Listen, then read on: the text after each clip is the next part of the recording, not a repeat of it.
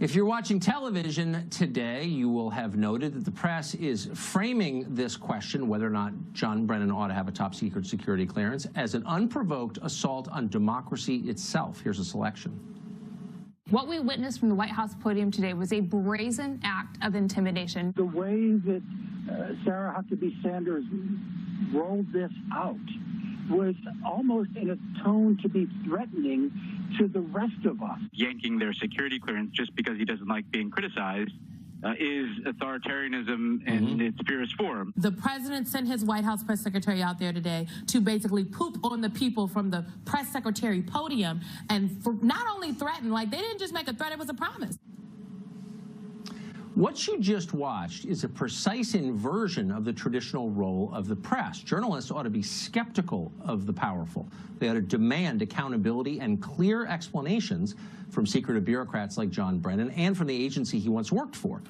But they're not. Instead, they have become Brennan's faithful handmaidens, arguing that he and his colleagues in the intelligence world are not bound by the same rules that you and I are. The intelligence establishment does what it wants, they tell us. Your job is to obey. They are in charge. You are a serf. They spy on you without limit. You accept a life with no privacy. But don't complain. Insolence is disloyalty. Dissent is treason. That is the message on every other channel. That is state media, the definition of it. Dan Bongino was a former Secret Service agent and the author of the new book, Spygate, the attempted sabotage of Donald J. Trump. Dan, thanks a lot for coming on tonight. It seems to me if the press has any role at all, it's to make certain that people who've amassed an enormous amount of power to affect your life, ought to be under relentless scrutiny. And yet what they're telling us on the other channels all day long is that it's somehow immoral for us to ask obvious questions like, why would John Brennan have a security clearance as an NBC employee? Why are they tamping down any effort to ask obvious questions about what our government is doing? Well, you would think so, Tucker, but we're dealing with a modern-day Pravda. You understand that John Brennan was the puppet master of the entire scheme to violate the civil liberties of Donald Trump and his team?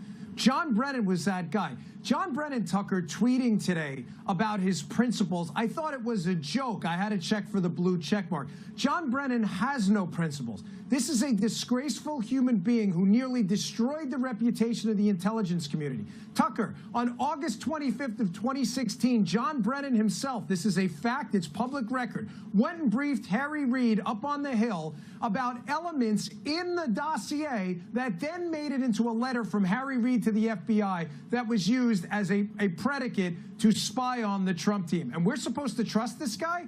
This guy should get off Twitter and hire a lawyer. Well, but I also thought we were supposed to be impressed by him. I mean, I don't call me naive, but I grew up imagining the heads of our intel agencies were sophisticated and intelligent. Everything I have ever read by John Brennan is banal. It's a cliche, it's pompous, it's stupid. He doesn't seem like an impressive person. How did he wind up running the most powerful intel agency in the world? Do you know? Yeah, I'm not quite sure, because when I worked in the White House, I remember crossing paths with Brennan and found him to be a narcissistic fool, just like he is now.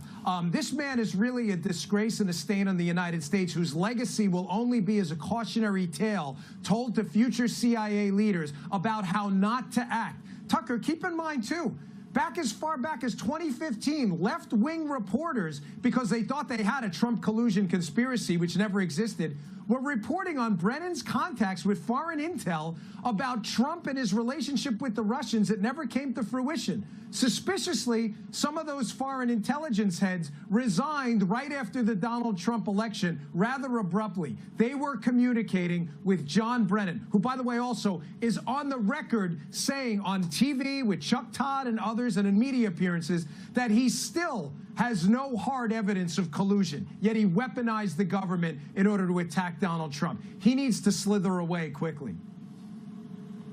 How's the next president going to deal with this? I mean, now that the veil has been removed and we have some sense of what's going on beneath, will any president ever trust any intel agency ever again not to undermine him?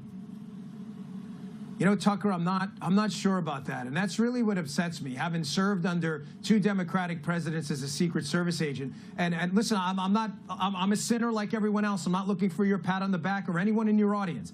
The taxpayers paid me well to do it.